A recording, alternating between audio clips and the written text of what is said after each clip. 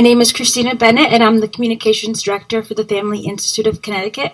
You have my written testimony. I'm here to offer opposition to HB 770. I believe it's part of a coordinated attempt in a national campaign by abortion rights group, specifically NARAL Pro-Choice Connecticut, to discredit the work of pregnancy centers. One campaign is even titled Expose Fake Clinics. While examining pregnancy center websites, would you please examine NARAL's website accusing centers? It's www.exposecpcsconnecticut.org. If they only want to regulate centers with deceptive advertising, then why does their website have a map of all Connecticut pregnancy centers, along with a description of them being fake women's health centers? They share information on all Connecticut centers, including their website and the hours they are open. In the last 2 weeks, a pregnancy center in Virginia was vandalized with the words fake clinic spray painted over their signs. The accusations that centers exist to deceive women are serious, which can put pregnancy center staff in potential danger. In the past, I served as a staff member at a pregnancy center, and I witnessed attacks from NARAL. They protested outside of our center in Middletown, causing the center to have to close for the day and cancel appointments with clients. They've sent volunteers or spies into centers to create their bias report, and we've received fake Google reviews on social media. NARAL submitted testimonies and research must be examined in light of the fact that they are not a neutral, unbiased organization.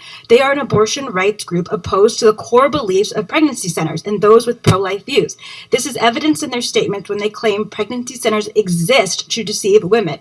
Would the committee take seriously anonymous testimonies accusing abortion clinics of false advertising that were collected by a pro-life organization and their team of volunteers? I would imagine you would take their opposing views into consideration.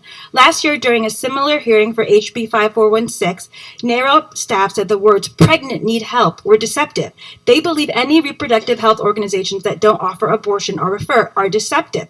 This belief does a disservice to women by not acknowledging the multiple ways in which pregnant and parenting women need help.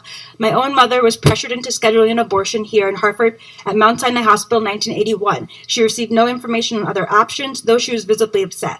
Thankfully, a hospital janitor saw her crying and asked her if she wanted to keep her baby. She left the hospital after being forcibly told to stay by a doctor. She would have loved to go to a pregnancy center if she knew about one. That's why their advertisements are so important.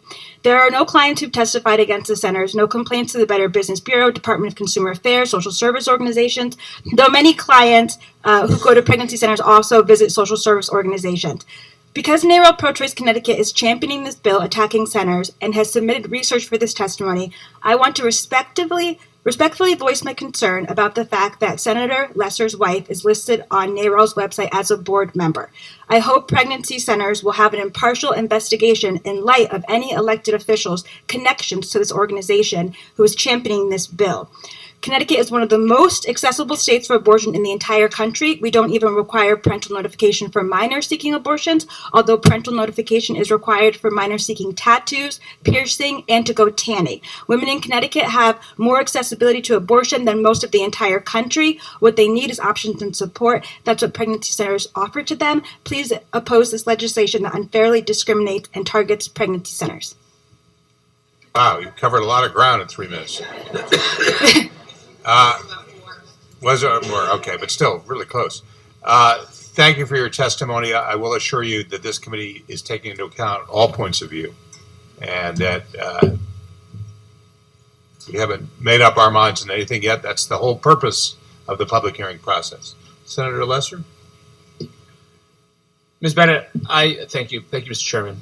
Ms. Bennett, I have to take issue with what I guess I interpreted as your comments a minute ago. I think all of us are serving on this committee because we believe in the mission of the Connecticut General Assembly and our roles as legislators to advance and protect public health in the state of Connecticut. We're here.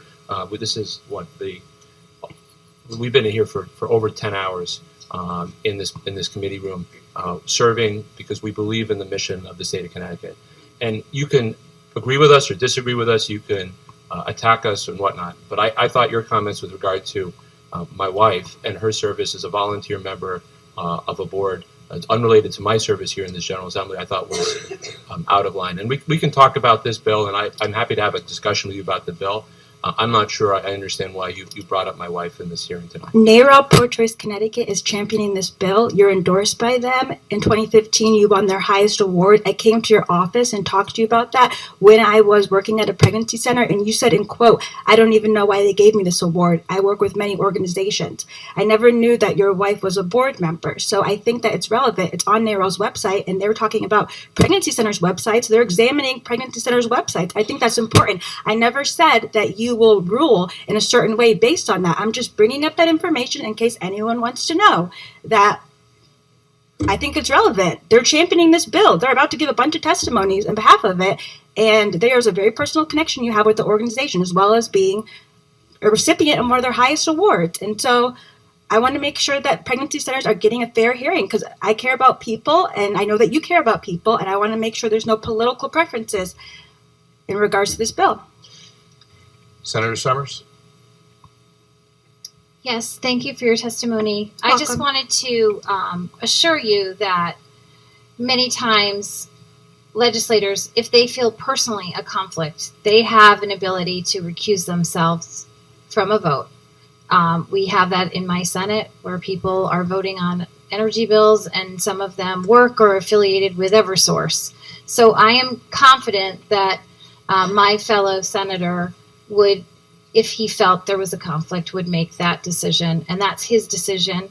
And again, just wanted to reiterate, just because a family member, my husband's a physician, that doesn't mean that I'm going to be voting for everything that physicians want.